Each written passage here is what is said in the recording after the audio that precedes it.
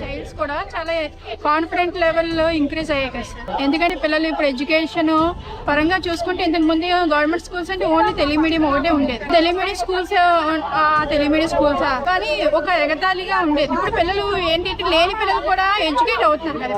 ఏంటంటే English medium schools చదవడం, private schools తో పాటు వీళ్ళు ఎడ్యుకేట్ అవుతారు. ఇప్పుడు పూర్ చిల్డ్రన్స్ ఇప్పుడు కూలి పనులు చేసుకున్న వాళ్ళు ఇంగ్లీష్ మీడియం చదివించాలి, ప్రైవేట్ స్కూల్స్ లో చదివించాలి.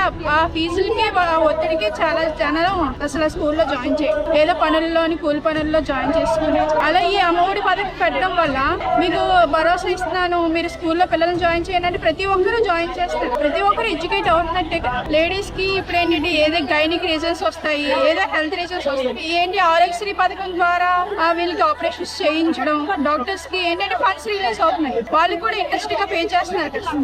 ప్రతి ఒక్కరు ఇంట్రెస్ట్ గా గవర్నమెంట్ కూడా వర్క్ చేస్తుంది. ఇంతకు ముందు ఏంటంటే దౌర్జన్యంగా ఏంటంటే ఎవరి కోసం చేయరు గవర్నమెంట్ అని అనుకునే వాళ్ళం. కానీ ఇప్పుడు ఏంటి ప్రతి ఒక్క పేషెంట్ ని చాలా కేర్ఫుల్ గా చూస్తున్నారు. ఇప్పుడు కేజీహెచ్ అక్కడ చూడండి ఎన్విరాన్మెంట్ అనేది క్రియేట్ చేశారు. ఇప్పుడు ఇంతకుముందు పేషెంట్లు నిలబడాలి, గంటలు నిలబడాల్సి వచ్చింది. ఇప్పుడు ఏంటంటే షెడ్ వేసి భయం వేసేది. ఇన్నాళ్ళ మార్చురీ లెవెల్స్ వరకు వెళ్ళేవారు కానీ ఎక్కడ ఏ ట్రీట్మెంట్ ఇప్పుడు ప్రతి ఒక్క వార్డు కూడా బాగా డెవలప్ చేశారు. ఇంటింటికి వైద్యం కూడా వస్తుంది. అందువల్ల కూడా జగన్మోహన్ రెడ్డి గారు ధైర్యంగా చెప్తున్నారు.